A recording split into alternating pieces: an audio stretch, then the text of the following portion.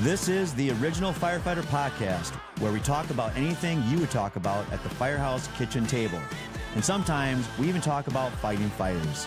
Make sure to subscribe and hit that bell. Let's get into the show. Phil, how you doing, man? I'm good. How are you? I'm well, man. So we've had some just busy out there, aren't you? It has been. It's been a little bit crazy. I've been pleasantly surprised at how much is going on. I got my driver's license today. I have a new driver's license that says Montana on it. It's kind of crazy. Nice. Yeah. How does that? Did they make you take a driver's test with your age and everything? Oh, wow. All right. So we're gonna mute your mic. If we're in studio together, you could. You can't hear those. So that's right. great. That's For true. me, That's true. That being said, a really great story happened, and I know you got a full show packed for us today. But if you want, I'd love to tell you the story. So jump off. Go ahead. We were at work the other day, and my driver Tommy had on the TV, and it was an FX or something. It was American Pie. Great movie. So we start watching it, and of course it's the edited version for TV. And I kind of look at my recruit that I've got, who's 21 at the time. He just had a birthday. He's 22 now. And I was like, "Have you ever seen American Pie?" And he said no. And I didn't know what to say, because it was right at the scene too with Shannon Elizabeth, who plays Nadia, where she was, she was naughty, losing clothing, if we will. Right, for sure. So he said that. So then it made me realize I don't think I'm that old, but I'm getting older. And that was the realization that I actually am getting older. Then one of my senior guys was like, well, I couldn't wrap my head around it. He's like, well, it's kind of like, our dads and Porky's or Animal House. And I was like, oh my God, he's right. Right? Porky's came out in 81. Oh yeah. American Pie came out in 99. This kid was born in 2003. Right. So it's like, yeah, he wasn't alive when this happened. So I mean, there's so many good classics out there, and like Animal House, kind of is always going to be iconic and has got that cult following. And American Pie, not that they're the same type of movies, but there is sort of that that animalistic movie that's going on there, and again, it's almost like whenever you hear a young firefighter, it's like I've never seen that or heard that. I remember one of the newest firefighters, as I was retiring from Rockford, he said he'd never seen Seinfeld. Yeah, and I was like, what? Yet again, That's think crazy. It probably ended before they were even born. That should be like a requirement in Recruit Academy. You have to watch the episode where Kramer is Tiller in the back of the fire truck. That's a good one. Yeah. Jumping Joe's warehouse is on fire.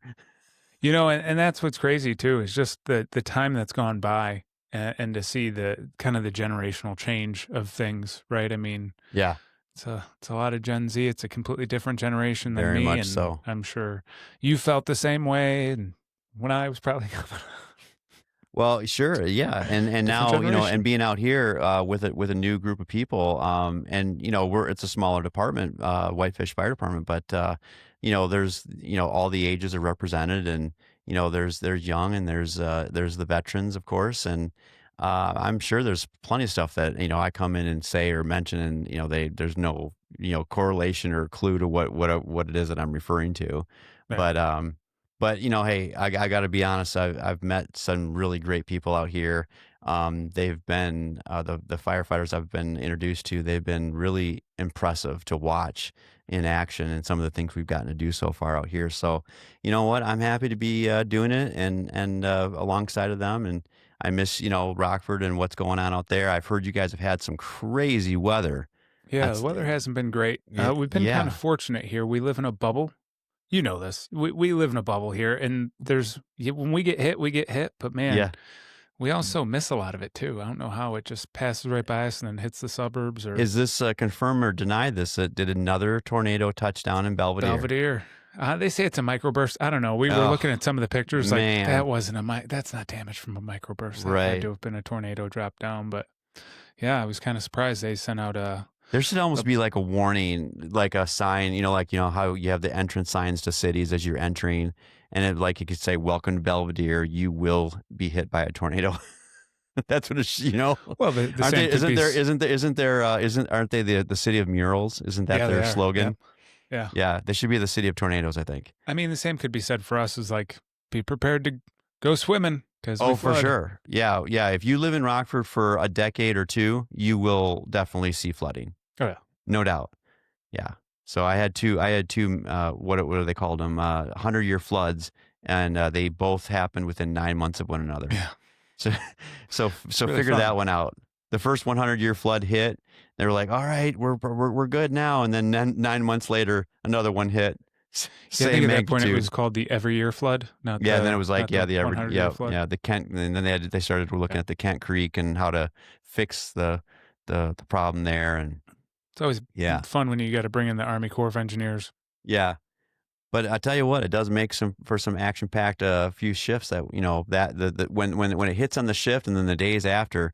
The only thing that's always terrible about bad weather is that it hits and then it goes away, and it's always followed by the worst humidity, or just scorching sun. Right. It's like back to 105 degrees or whatever it is, and you're just roasting out there. There's no air conditioning. There's no power. I mean, it's a nightmare for people. Your food spoils. Your food spoils. It's terrible, terrible, terrible. But there's been some interesting stuff out here with there's wildland fires going on. I was yesterday. I was hanging out on Flathead Lake, and which is a beautiful, beautiful lake. I'm getting to know all these places, and feel very, very honored to get to see these things for myself, and just kind of collect it for myself. I think about the people who have lived here their whole life and how they've got to see this every single day of their life. And I'm like looking at it for the first time. I'm just in awe of a lot of things. And then I look across the lake, and here's another plume of smoke. So now we've got this area called, I think, Paradise. That's not too far from about 45 minutes from where I'm at. And that valley, I think, is what they're saying is on fire, and we can see the smoke. And so there's a lot of days where the environment is smoky and things like that. So it's just an interesting, it's like kind of like waking up on Mars or some other planet, So we can blame you for all the smoke and everything. You in Canada? Where I go, smoke will follow, right? This is true. Yeah, for sure, right? Yeah. Yeah, there's a little bit of that. There's some history there. There's some history. Yeah. What is going on in New York City?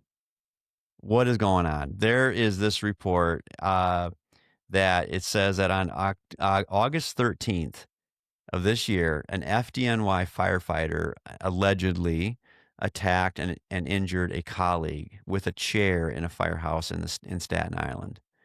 What is going on?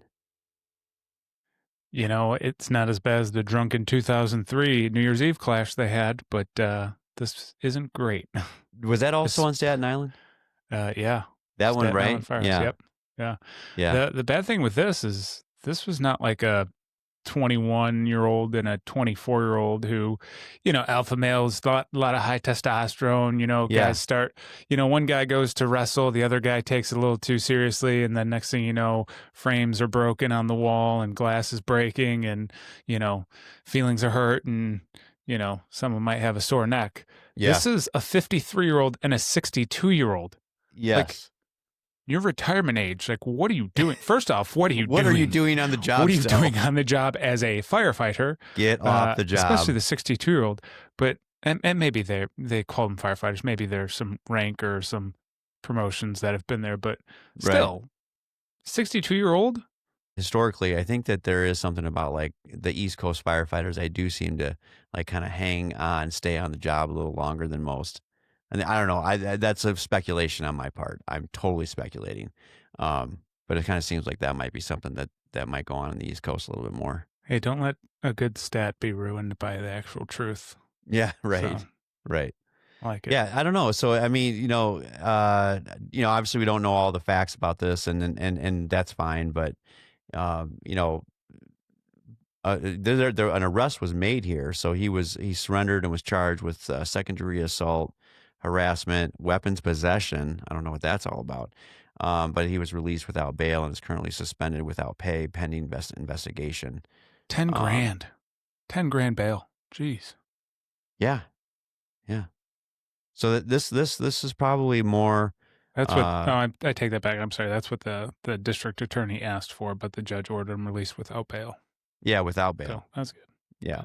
So I mean, have you ever seen a fight break out in the firehouse? Play fighting. Yeah.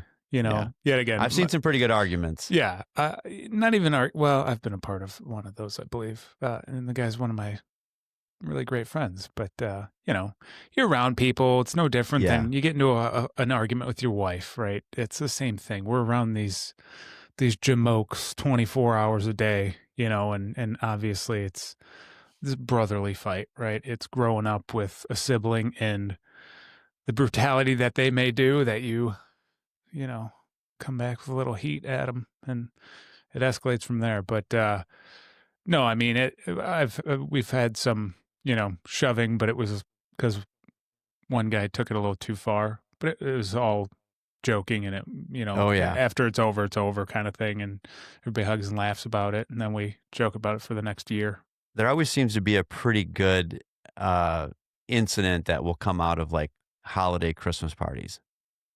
Those usually escalate to somewhere along the night. Somebody's had too much eggnog and, cocks off to the wrong firefighter and they go at it, Yeah, it's always with alcohol too, right? That happens. It is. But won't say that I haven't been part of those things. But they make for really great stories at the end of the day. I know, and then we're here to talk about it. We can laugh about it now, even though you hang your head in shame afterwards. Yeah, well, I think that like this, anytime that something like this, it makes headline news or whatever, it's going to get people talking. And I mean, obviously, there's a whole part about it where, how far do you let something go? Basically, at this point in time, you don't have really any room. You can't have workplace violence. Yeah. And especially as officers, you have to step in and take charge of these situations, and they're always going to get bumped up to HR, and it just makes for a terrible outcome in almost every way. It never gets settled very well. There's always a kind of a lose-lose situation, quite frankly. Yeah, and for the kind of fun stuff, that escalates, but doesn't go past that. It's like you're the dad, and it's like, all right, now boys, shake hands. Yeah. All right. Right. But there's that line, right? There's that line. I mean, sure. Again, you're evaluating it, and you have to do it pretty quickly. These are things you can't just set on. So if you're an officer and you're witnessing, especially if you're witnessing it, you really have to take action immediately and stop it from escalating. But if you're getting a report from it, second, third hand, and a lot of times people they especially the officership, like they'll screw it up by trying to play investigator. Right. And dig in and try to get some facts and justify certain people's stories. It's like nowadays we just can't even do it. You can't. It's like, no, I've heard this has happened. I need to turn this over to HR. There will probably be at least an informal, if not a formal investigation, and then sometimes these things will die on the vine, but usually they just don't. They don't end up very well. People get transferred. People get suspended, and quite frankly, lose their jobs too. Yeah. So, yeah, so just interesting that, like you say, a couple of old veterans going at each other here and for whatever the reasons are. But you know what? Don't take things too seriously. You brought up the fact that alcohol is not usually ever playing nice with firefighters. Like, they have too much, and then next thing you know, they're in an argument, they're in a fight, whatever. But there's actually a trend out there that people are consuming less alcohol. There's a trend that's coming out that says that U.S. adults are drinking less than ever. About just 54% are consuming alcohol. It's the lowest since Gallup began tracking in 1939. So I know that you don't. You gave it up. You didn't, right? You're kind of on the liquid death diet. Yeah, I like a little good water. Yeah, good water. Good for me. But I like it with a cool name. I like it. It's got a cool name. Yeah. My limoncello. Nice. Very good. My La Croix. Yeah. That's how I say it. Sounds fancier. What was the, so, obviously people are, they're drinking less. I think it's, because we have so much good evidence now, so much good scientific research. We've got the ability nowadays. I was just going through, do you know that I've never had, what do they call it? A NFPA 1580, physical fitness test. Yeah. I haven't either. We don't do them here. Yeah. We're pushing that way, but we got to work together with I people. have never had one until I got here. And so now I'm going through one. So, but my point for bringing that up is because these health screenings, they get very in depth nowadays. They can really look at markers and signal what you may be dealing with medically in the future. And obviously, with that kind of information and knowing that alcohol does do the damage that it does to your body, it's looking like people are starting to really put down the glass and probably turning to some other vice. I mean, there's never not going to be a vice, right? Yeah. But it is interesting that we're only at now, like I said, just to repeat that, it's about 54% reporting that they consume alcohol. That's low. Yeah. That's low. I think the big thing too is we are in a much more health conscious society than we were before, right? I mean, absolutely. I mean, look at cigarettes alone. Pregnant mothers were smoking them because the doctor told them it was quite all right, and it was approved, in the 50s and 60s, right? So I think with everything coming along, and we see a lot more people with fitness routines that are pretty good and dietary routines that are pretty good. And alcohol is just that one night of a good party turns into 2 weeks of trashy food and no workout routine. And then you feel down, then you feel depressed. And then, well, I'll drink more so I don't feel this way anymore. And then that cycle continues, especially for firemen and cops too. I mean, it's just the one thing that it's a bad vice and it's a bad path to go down overall. And it does, temporary fix to permanent problems isn't always the best thing. What do you think about the fact that you brought up cigarettes? There was a time when they prescribed cigarette smoking for anxiety. Well, I mean, they also used to prescribe heroin back in the day too. So, it's why it's practicing medicine. So what you're saying is that alcohol consumption is down, but heroin use, that might be on the rise. Well, yeah, I think we both know. It's always going to be something, right? It's been on the rise for a while. Yeah. That's why I had to close down the borders, get rid of the heroin. Yeah, I think it is interesting. This is coming out from Vogue Business and Market Watch was and Time, actually. They were reporting that young adults, especially Gen Zs, they're drinking far less. Many view it as unhealthy, unnecessary. So and a lot of these alcoholic brands, they've already they've done a lot of pivoting already. They've gone to low alcohol or no alcohol products, and then you got the rise of mocktails and things of that nature. I always got that one a little bit. I'm a cocktail guy. I do enjoy I love the classics, and but I'm the mocktails. I'm like, yeah, I get it. I mean, alcohol. You're taking that out of it, so that's a good. Sure, I'll go down that road and say that's a good thing. But then I'm like, how are you making the mocktail? These mocktails have got to be coming in at like 250 calories a drink, dude, right? Yeah, I mean, you got sugars. The sugars. They got to. I mean, somehow you got to make it taste good. Yeah. No. So I mean, that's the biggest thing too. Is like these non-alcoholic beers. They're good, and there's actually some really good ones that if you just want the flavor of a beer, like I won't lie, and when I'm done mowing the yard, I'll crack open a Heineken Zero, and it's refreshing. It tastes good.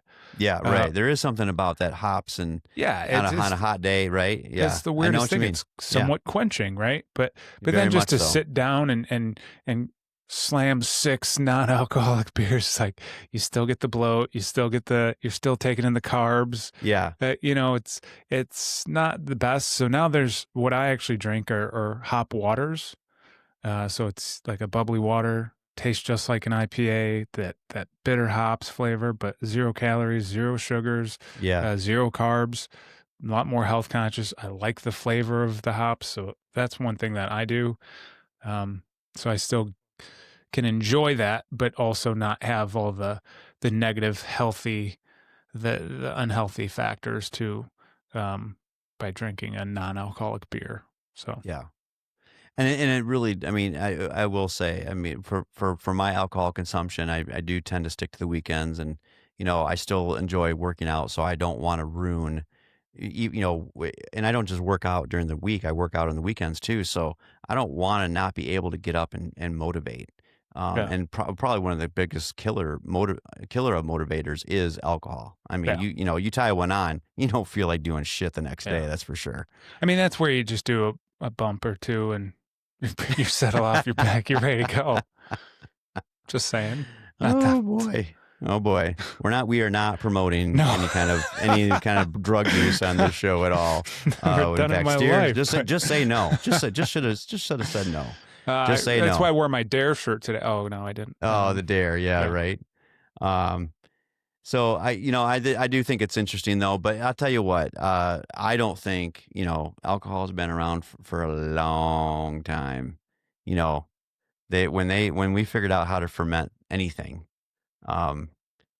just the process of that, and then what it could, produce, and the effects and that kind of thing, yeah, the trend might be going down.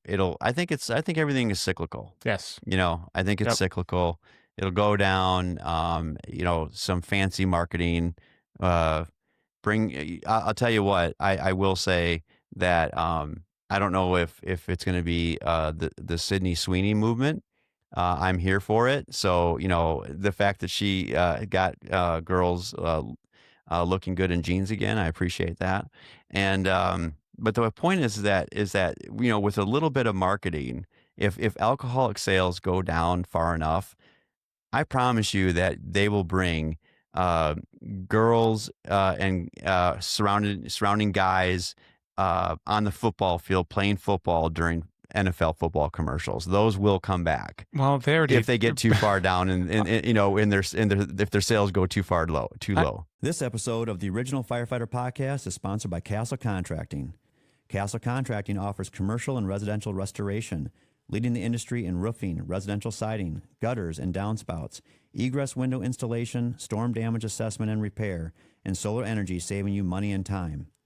If you want to be treated like royalty, contact Castle Contracting to schedule a free inspection. Call them at 877-512-4207 or go online and visit castleexteriors.net. That's 877-512-4207 or go online and visit castleexteriors.net.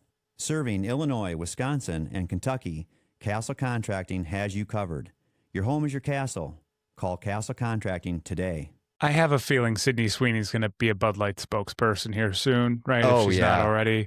That's happening. I mean, Bud Light had to do that to make amends for the whole Dylan Mulvaney 100 days of my girlhood kind of backlash they had. So what they do, they bring in Shane Gillis, and those commercials are hilarious. And now what do? They sponsor the UFC. It's like, we went too far one way, so now let's go back extreme the other way. Oh yeah. And I'm here for it. I love all the memes out there. The nation is healing. I love all of it. I'm so happy about it all. Because I think we have. I mean, I really, really do. I can go on this topic for a while. I think in so many ways we jumped the shark. This could be anything from the the COVID reaction.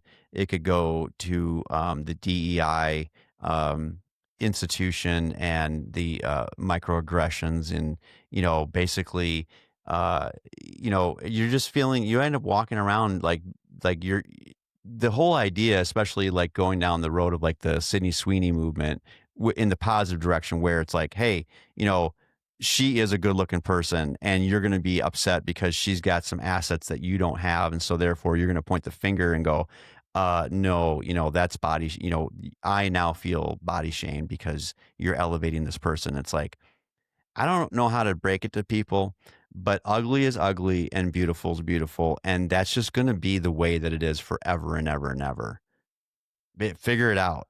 These are not new concepts, but we've jumped the shark in our society where everything is, there's a microaggression around every corner, and everyone's upset about something.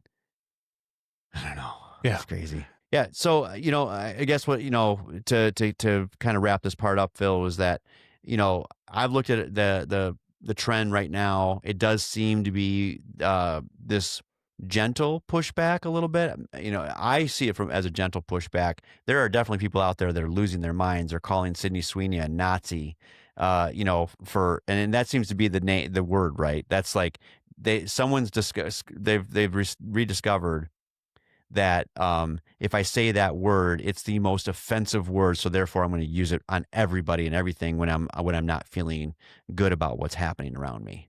Yeah, I mean, we were just recently called Nazis too. I know that. I know. Over talking about someone that is a self-avowed socialist, potentially communist leanings and ideologies. Absolutely. And now the Nazis were socialists. Mm-hmm. So I don't know how by us talking poorly on socialists and communists that we are now Nazis. So now we are socialists. Yeah. But Nazis were anti-communists. So it's kind of like well, you use toilet paper and Hitler used toilet paper, so you're Hitler.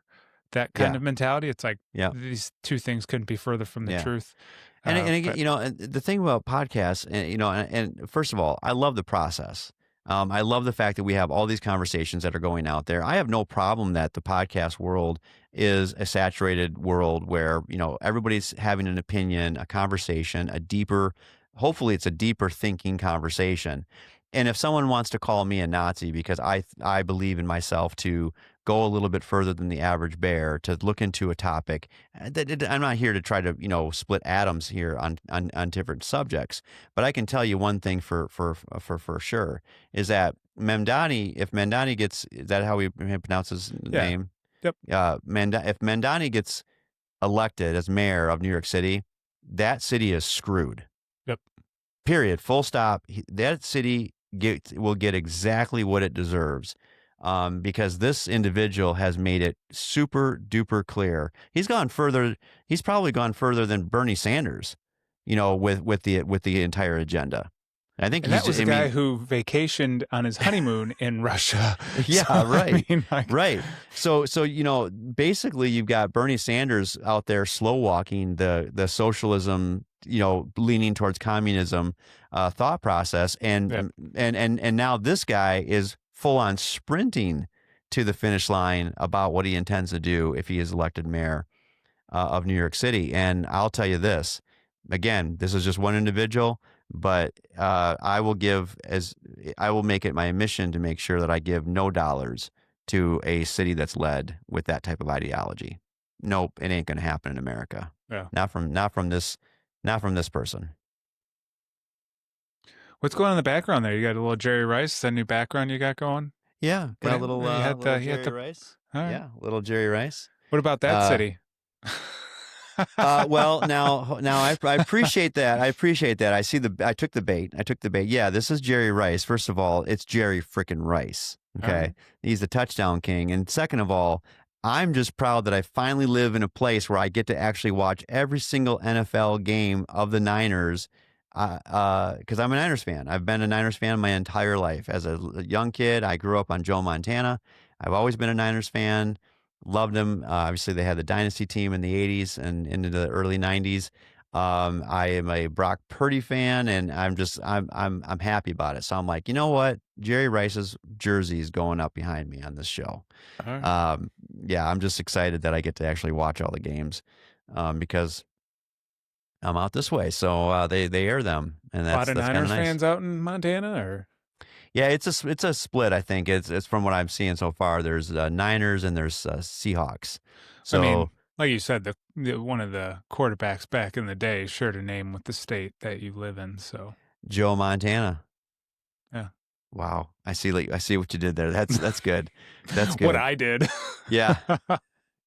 Good job. I'm really good at correlating things. Yeah.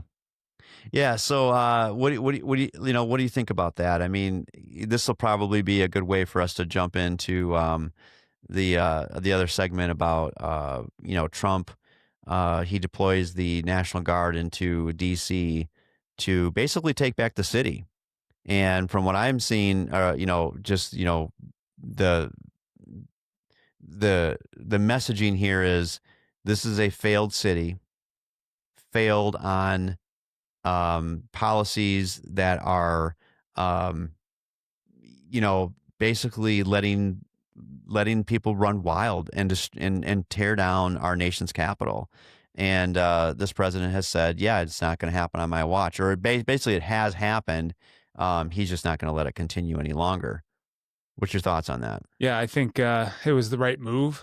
I know everybody's freaking out. He's an authoritarian. He's a Nazi. He's a dictator. He's going to do this in a city coming near you. It's like, he's not going to do any of those things because he doesn't have the authority to do those things, right? Right. Because states have governors and they're the executive of that state. So those cities in that state report to him. Guess what D.C. is? It's a federal city. He is essentially the governor, the executive of that city, right? So he's allowed to do it. He utilized the home rule that was granted to him with his powers as president of the United States. So he had every right to do what he did. And what did they do? They deployed 600 National Guard members. I didn't hear anybody complaining about them deploying the National Guard and keeping them there for months on end around the inauguration in 2021. No one cared then. We didn't have an issue then because it was the other party that did it, right? So the biggest issue I have with this is it took so long to do, right? D.C., as great of a city as it could be, is not what it should be right now, right? This is the capital of our country, and it's more dangerous than Bogota, Colombia. Yeah. Are we, right. You know what I'm saying? Like, it's worse than Islamabad, right? Like, you can't make this stuff up. This place should be pristine. This should be the where we look to of what a city should look like, because all the power players are there. All the people are located there that make these decisions. So when they want to complain about it, 600 National Guard members, what they are, they're boots on the ground as a deterrent. That's all they are. Now, we wouldn't need 600 National Guard members had D.C. Metro Police Department staffed like they were supposed to over the past 10 years. Right. Right? I mean, there's a graph showing what it's done the past 6 years. They've lost 100 or more officers every year the past 6 years. So they're down about 800 officers total from where their authorized strength is. Their authorized strength is about 4,000. They haven't had that staffing since the mid-2000s, right? Like, so Here we are in 2025, and now they're staffed at 3,100 with an authorized strength of 4,000. Why? Well, because we obviously know we have an issue with recruitment, retention, in public safety, right? It's not an appealing job anymore. We're taking away a lot of the benefits because of cost. So guess what? People don't want to do it anymore. Departments that used to have 2,000 applicants now have 200. Right. If they had 200 applicants, they now have 20. Right. That's literally how it's going. They're losing more than what they can keep up with hiring process. Right. So that's why that 600 good. At least it gets bodies back on the street and yet again, National Guard's not going out arresting people. It's a deterrent. And since that's happened, DC's union president for the police department has come out in favor since the beginning of what Trump did, because he understands the need for the presence that they no longer have in that city. Sure. Since it was implemented. So this tweet was from August 18th, right? Robbery is down 46%. Carjackings are down 83%. Car theft are down 21%. Violent crimes down 22%. Property crime down 6%. All crimes total across the board down 8% since this was done. So this is a good thing. This is what they need to do. And so the DC Police Union went on further with saying, well, federal assistance gives us a boost. We must repeal the misguided Comprehensive Policing and Justice Reform Act in order to make these changes permanent. when 14 and 15-year-olds are going out, stealing cars, assaulting people, killing people, right? Yeah, right. There's only so much that the police can do. When they want to prosecute them, they're not allowed to because they're minors and they're utilized by the gangs, especially, to do these crimes because they know nothing's going to happen to them. Let's insert right there because you're talking about, basically how we've backed off as a society. We've backed off on leaning on the necks of murderers and thugs and violent offenders. Let's listen to this clip here of Biden's press secretary laying out the D.C. bill that basically lowered all of the punishments that were going to be delved out for violent criminals. I was asked a couple of questions of what else does it do besides armed carjacking, and I don't normally go line by line on legislation, especially legislation that we haven't introduced, but I did talk to the team, and we have a couple of things that I just want to lay out for all of you and on what the D.C. bill does. It reduces maximum penalties for offenses like murders and other homicides, armed home invasion burglaries, armed carjackings, as I mentioned, armed robberies, unlawful gun possession, and some sexual assault offenses. Yeah, it reduces for all those things. Yeah.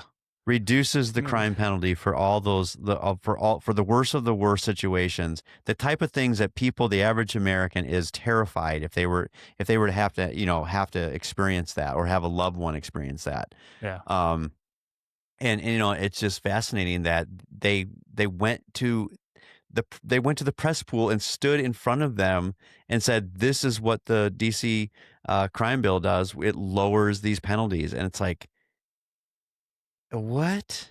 We're going to reduce the penalties for murder. So in 2024, to be clear, since, and most people are going to, I fixate on the murder rate.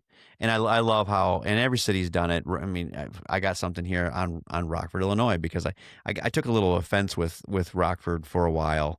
And I'll give you this backstory on that in a minute. But these mayors, their council people, they want to manipulate the numbers because they don't want the average visitor or the person that's thinking about moving to their city to think that they are moving to a murderous city. Right. But in fact, we're splitting hairs here, and I love how the people that are coming out in defense of Donald Trump and what he's done with the National Guard and the taking back of our nation's capital. When we talk about that, when they want to say that the crime rate is down, it's like, wait a minute here. What are we talking about? Are we talking about lemonade stands getting knocked over? Or are we talking about cold-blooded killing in the streets of our nation's capital and every other major city in the country, to include Chicago, which is atrocious? Chirac.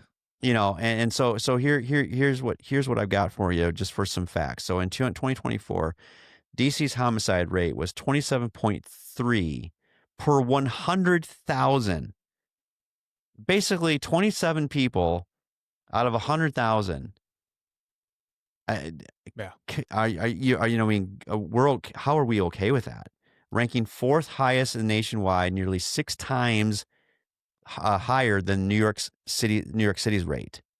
According to the City Council on Criminal Justice from July 2024 to June 2025, DC's homicide rate is 10% higher than pre-pandemic from 2018 and 2019 levels. Among 30 largest cities, only 11 have lower homicide rates. And and just to go one step further, so basically it goes the most homicidal cities in America, Memphis, Tennessee. No shocker there. They come in at the number one with 397 homicides. 397 homicides in 2023, also surpassing New York City's count despite its smaller population. And then New York City comes in at number 2. They logged 386 murders in 2023. And in number 3, Washington, D.C., 274 homicides in 2023, marking a 20-year high, placing it among the cities with the highest murder counts. And so 2023, though, I obviously the 2024 stats are either not in or they're manipulating them to say whatever they want to say. But the 2023 facts are in. And we're talking, here we are, the middle of 2025, and Donald Trump is saying enough. We're doing something about this. We're not going to tolerate in our nation's capital. So here's what the hardest part is trying to find accurate information on any of this for any major city. So isn't that something? Isn't that weird? You just gave information. I'm on Newsweek on MSN, and I've got the top 10 cities with the highest homicide rates according to Freedom for All Americans 2024 data. Number 1 is St. Louis with 69.4 per 100,000. Baltimore's number 2, New Orleans, Detroit, Cleveland's number 5, Vegas is number 6, Kansas City, Missouri, not Kansas City, Kansas, with 7, Memphis is number 8, Newark, New Jersey, number 9, Chicago, number 10. DC's not on the list, but I know, because you just said it, and I found it in other places, it was 27.1, you said, for 27.3. DC? 27.3. Out of 100,000. It's not on the list of the top 10. Sure. No. So, you know what I'm saying? So it was... Absolutely. And this was very recently because of what's going on in D.C., so they completely misled and took D.C. off the list. Yeah. So it's one of those things. So, I mean, even if you Google it or whatever whatever you prefer, right? I'm on Microsoft Bing. I put in DC murder rates 2025. It says the AI that reads all the different stuff gives me a murder rate of 1.7 per 100,000 as of June 2025, representing a substantial 65% reduction from the peak rate of 4.9 per year, August 2023. And that was DC. But then I go, okay, DC homicide rates. I changed the word, right? Yep. And this is so as of May 14th, 2025, Washington D.C. has recorded 53 homicides. By the way, that's up to now 101, I believe, if not more than that already in August, which is 12% decrease compared to 60 homicides during the same period in 2024. So then I go and I actually went on to the D.C. police, their actual crime stats. Right. So actual DC, which I question because in May, a commander of the DC police, the MPD, was put on administrative paid leave for doctoring numbers for the stats. Sure. So and there's multiple whistleblowers out there have come forth and said that they're doing this because yet again, they're going to hide the numbers. They're going to hide the numbers because they don't want this. They don't want that shroud of shame about what they've allowed their cities to fall into such, disarray and mayhem. The fact that and this goes, I mean, we can go in so many directions about, what is the root cause of these things and the worst of the worst types of crimes. And I'm at a point where I'm like, listen, no one ever likes the medicine when they refuse to admit that they are sick. Right. Well, and this is the medicine. And unfortunately, the complaint is on the one side of the aisle, the Democrat side of the aisle is, and I say Democrat because they're all on these morning shows and news shows saying, we're at a 30-year low for crime in DC. It's like, okay, well, I've got the 20-year homicide trend. In 2024, it was 187. 23, it was 274. And 22, it was 203. And 21, it was 226. 2020, 198. And that's why it's important to differentiate between homicide and all other crimes because, like I said, on the jump off here is that we're not talking about knocking over lemonade stands, right? And so when you want to give us a generalization that the crime is down by 30%, people don't want to fucking hear that. They want to hear what you're doing about the murders and the shootings and the drive-bys and the carjackings. That's what they want to hear. What are you doing about? Right. Well, and as we just saw in that clip, what they're doing, what the Biden administration was doing, is they were lowering the penalties. Right. That's what they were doing. And it's all classification too, right? If I carjack of course, but without a gun, some weapon, but without a gun, it's no longer the same type of, violent felony that it should have been. Still because terrifying. A gun wasn't used. Right. Yeah, absolutely. And they're through the roof. They're through the roof. Like, oh, well, it's down 11%. And it's still higher than anywhere else. I did get hit by a tire iron, but I did thank them for not pulling a gun on me. At least they didn't pull a gun. I'd rather have someone pull a gun than a knife all day long. Like, knives are bad. Yeah, the knifing, the stabbing, not Yeah. good, not good. You've got a gun, I'm going towards you. If you got a knife, I'm running away. Very true, very true, very true.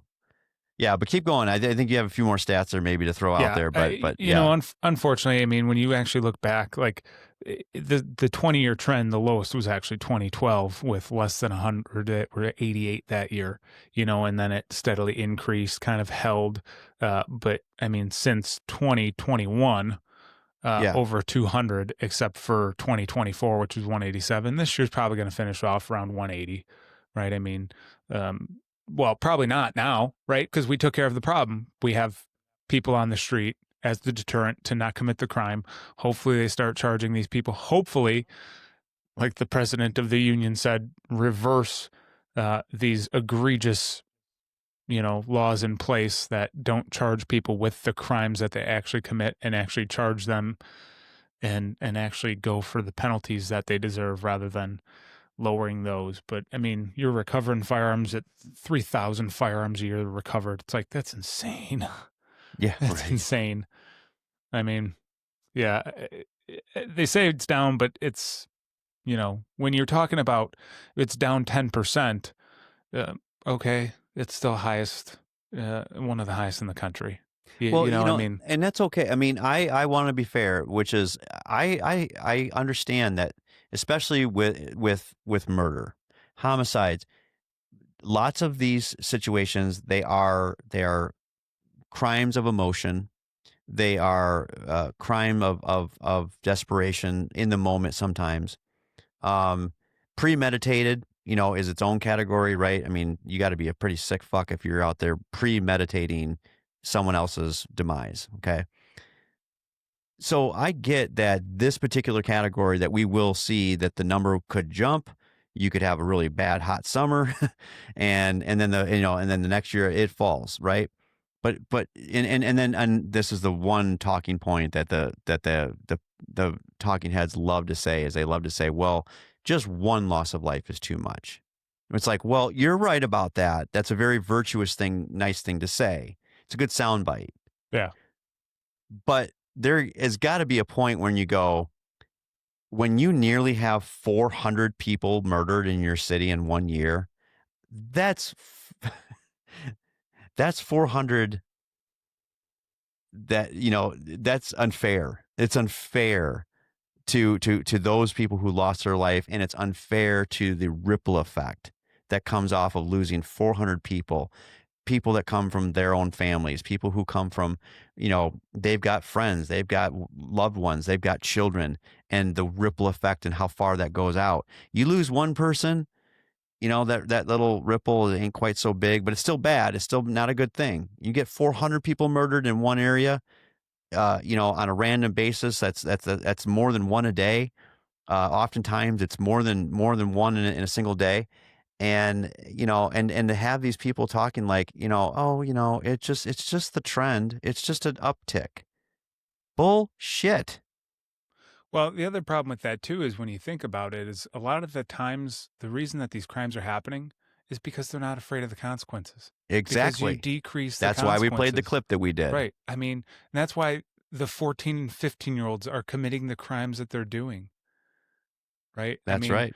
We had the Doge employee Big Balls, right? Got assaulted because of a attempted carjacking by 14 and 15-year-olds. Right. And that's when this all took off too, with Trump and the federal government getting involved. It was thankfully Big Balls was there. Right. Yeah. He earned that title, I guess. He fought back. Didn't go well for him. Broken nose, concussion, you know, some black eye. But, you know, he earned that name. Right. Sure. So, sure. Yeah. It's just, and I think that's where people, quite frankly, will get to this point where they say, if a president like this can't do the job that needs to be done in this, you know, using the capital, our nation's capital, as the litmus test here, and the fact that Pam Bondi, she just sent out a basically a warning letter to the major sanctuary city mayors and councils and said, if you are not following federal law, we are going to come at you and prosecute you. And I hope they do. I hope she does. I hope they totally take this as far as they can go. And for those that are sitting out there, that want to call us the names, go for it. We are fine. We have thick skin. I don't care. What I want to see is for all people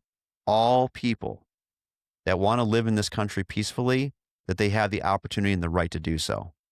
That's it. Full stop. All people that want to live in this country safely, without fear that they're going to lose their life. That's what I'm hoping for. I'm hoping that this president and his administration sets that bar really high so that it's really hard for the next person to take that bar down. Well, this episode is brought to you by Strike the Box Cigars, Pipes, and Tobacco. Whether you're a seasoned aficionado or just starting your journey into the world of fine tobacco, Strike the Box has what you need. From the finest cigars to premium loose leaf tobacco, Strike the Box delivers on quality in a welcoming space where you can enjoy a smoke and good company. Additionally, Strike the Box specializes in vintage pipe restoration. We're talking estate pipes brought back to life with craftsmanship that borders on art. Got Grandpa's old briar gathering dust? Let the crew at Strike the Box make it smoke like new. Check out their full list of vintage pipes for sale at striketheboxpipeandcigar.com or swing by the shop located at 6935 11th Street, New Milford, Illinois. Soak in the aroma and talk shop with real tobacco lovers from the American Fire Service. Strike the Box, where fire, flavor, and tradition meet.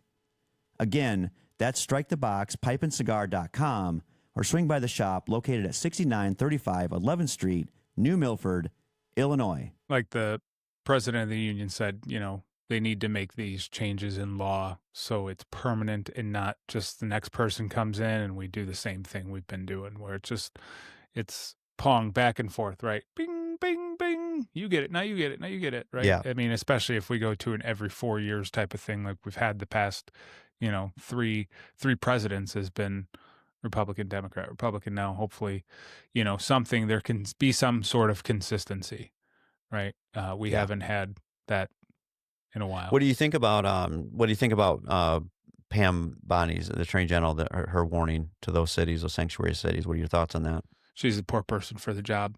Don't agree with her. Don't care for her much. It's a great warning, but let's see the action, because we've heard words out of her mouth before that nothing has been fulfilled. So not a fan. So is it just is it going back to some of the other highlights that have happened recently with her in charge, going back to like the Epstein files, other thing? What are you drawing that on? Her as an attorney general, so far there hasn't been much action overall. I think we've seen a lot of action from other parts of the federal government, with the border, and with Homeland Security and all those, and the border's been amazing. Yeah.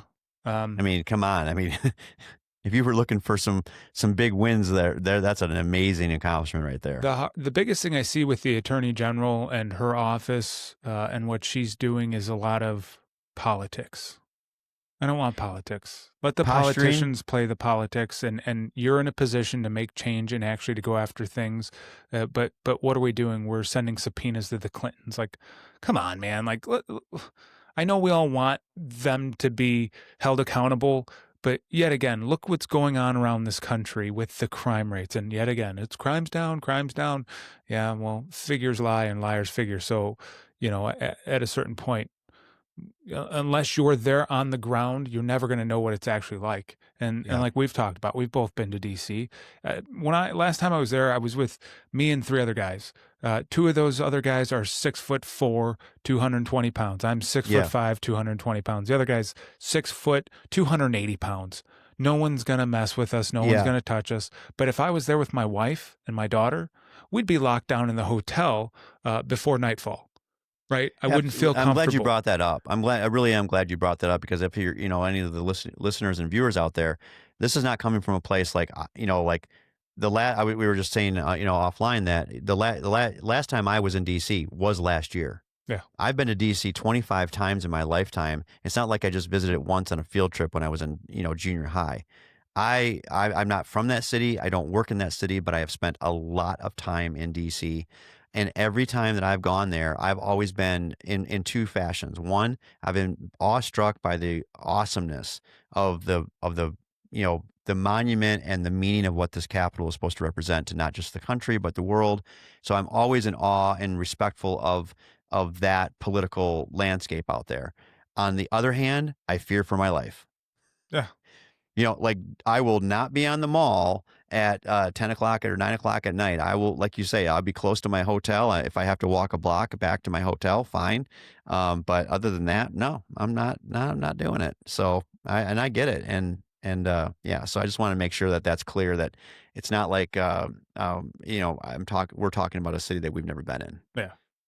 Well, that's the biggest thing, is there's personal experience there. And yet again, 99% of it is a great experience because, listen, you're in such a historical city that you can't not be in awe of. But when you're 3 blocks away from the Capitol and the vagrant homeless population is shitting and pissing on the ground 3 blocks from the Capitol, like, what are we doing? And we allow it too, right? Yeah, I mean, right, we do. The drug use there is rampant. I mean, you can literally buy. Well, it's not buying, they're gifting it to you. You buy the grinder and they give you the drug, but you're paying for whatever drug it is, right? I mean, like, let's be honest here. They're not really cracking down on it. And the fact that they say it's down, it's hard to believe especially when you get caught doctoring the numbers of the stats and like, never a good look. Like, and to say like, and so Trump has recently questioned, the authenticity of the stats, right? He questions the stats, and all the mainstream media is talking about is, well, without cause or without substantiated evidence. Like, there's literally an investigation going on DC MPD about doctoring the numbers, a literal open investigation, and you're saying unsubstantiated claims? Like, might not be a true claim, but it's still a substantiated claim by saying it because of what the open investigation is showing, right? Yeah. Until those facts and all that comes out, like, pretty substantiated claim to say I don't trust the numbers. I don't believe they're real at this time. So here's something I wanted to share with you, Phil, because I thought you'd this goes back before you got on the fire department. When did you come to Rockford? What was your year that you moved in? 07. 07. Okay. So I moved into Rockford in 1996. Here's a little fun fact. Rockford, Illinois had the dubious honor of having the nation's highest murder rate per capita in 1996. Hell yeah. Topping out at, they topped out at 36 murders in 1996. Hey, number one in something. And I want to take a look and see, so, because, obviously DC is ripe for the picking. It's in the news. And so I wanted to see, like, how has Rockford been doing? And so in 2023, since I used the other stats against the year 2023, so Rockford had 20 homicides in 2023. That was up from 15 in 2022. But check this out. See, our stats are so much different. Like, I've got 17 and 23, 18 and 22. Yeah. What do you... 20, I got 20 homicides in 2023, 15 in 2022. But then again, another record set. Well, they matched the record, 36 in 2020. Yeah. Again. Yet again, I know it was 36 in 2020. 2020 was wild because it was my last year on the ambulance, and I was on probably maybe not half, but a third. I was on a third of those homicides myself. Yes. Right? I remember 2020, and like, I remember going to work, and just about every day that I went to work, I went to a shooting. You knew it was going to hit. You knew you just had a feeling that day. So I just actually, so we have a new fire academy that just started today. Another group coming through. Oh, really? Wow. Yep. Okay. Yeah. So second class of the year already. Last one, I mean, literally 2 days ago was the last class's first day on company. because some had to go to EMT class, so they go through 40 hours, right? Some guys have been on company for about a month now, but literally the rest of the class just got out on company, 2 days ago, and the new academy just started, so they'll go until probably December, January. But I spoke with them and I said, this is a place where you're going to see a lot of things. I told them a story. My first day as a paramedic student assigned to Medic 3, Charlie 29 Medic 3, I had a shooting victim, which was a homicide. My last day as a paramedic student, when my preceptor signed me off, I had a shooting victim, and the amount of shooting victims I had in between that 1 year, 11 month, 12-month period was significant. I got to see a lot of things. Interesting. Don't want to say cool because it's never cool, especially loss of life, not cool, but a lot of interesting things, a lot of experiences that made me the type of paramedic. And the fire service, the fire service is weird, because it's great that you bring it up that way and say that. See that fine line I walked there? Yeah, you're not, we're not looking at anything being cool. Right. We're looking at when you have the chance to use your skill set.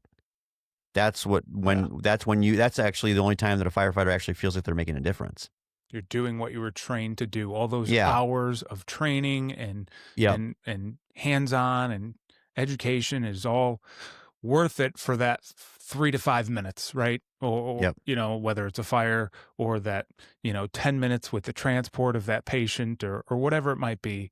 Fires kind of suck. I love fires. I'll go to fires all day long. You know what I'm saying, though? It's the initial, first 10, 15 minutes, and then it's 2 hours of bullshit. 2 hours of slogging it out. Yeah, for sure. Yeah. We got the fire out. We cleared the building. No victims. But at the end of the day, when the shift is over and you go home, you are happy that you were the one that got to be on shift that day and get that fire. Yeah. Yeah, I totally understand. Most and guys' I think every mentality, firefighter feels the same way. Something bad's going to happen. I want to be there. Yeah. Right. Absolutely. With that, I think what we're going to do is send off to our fellow firefighters and first responders out there across the country. Want to make sure that you guys are safe.